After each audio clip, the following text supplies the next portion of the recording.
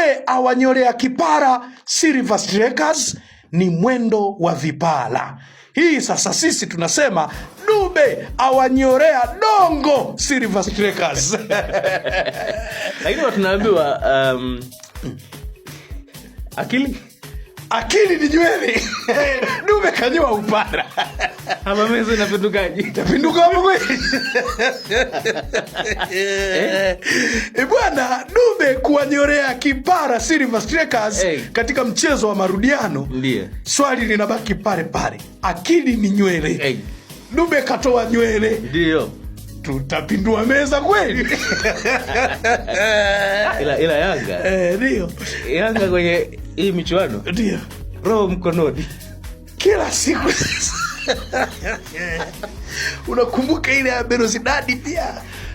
Roho mkononi. Ile umeenda mbali, juzi kati ile na TB. Hakuna nyingine. Kuna nyingine tutakiwa tupate goli moja. Ikawaje?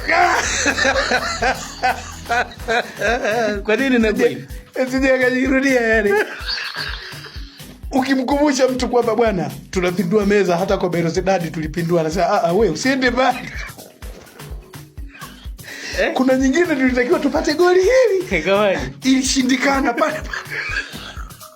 Na hii ndio ushinde. Hii tutakiwa kushinda kuanzia goli mbili. Na sisi tuna matumaini makubwa. Wewe na matumaini makubwa yakiwa yameambatana na mashaka makubwa. Kama wanaweza wakaisha hapa. Manake tukiwaletea utahira wale jamaa, wao watatuletea uchizi vunga. Uchizi vunga ndio aliletea mabara. Anaitwa uchizi vunga. Hivi kitokea Yanga hajafuzu kwenda makundi, tunatimua alikamwe. Ikitokea Yanga hajafuzu, tutimue nani? Wachezaji wote.